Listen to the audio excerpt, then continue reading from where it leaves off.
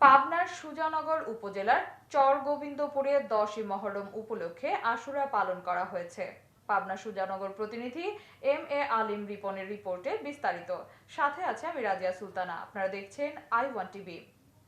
10ই মহরম উপলক্ষে রবিবার সকাল 8 ঘটিকা হতে পাবনা জেলার সুজানগর উপজেলার চরগোবিন্দপুর গ্রামের ডোলভিটা পাড়ায় আঞ্জুমান-ই-কাদরিয়া খানকা শরীফ হতে এক বিশাল শোক মিছিল বের হয়ে বিভিন্ন সড়ক প্রদক্ষিণ শেষে পুনরায় খানকায় ফিরে আসে।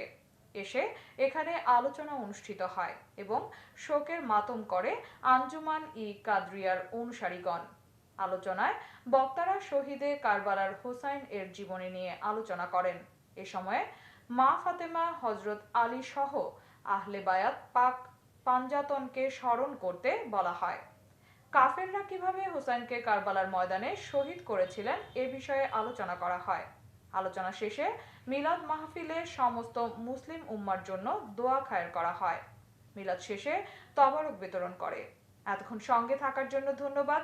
i1 টিভির নিয়মিত আপডেট পেতে ভিজিট করুন আমাদের ওয়েবসাইট, ফেসবুক, ইনস্টাগ্রাম ও ইউটিউব চ্যানেলে।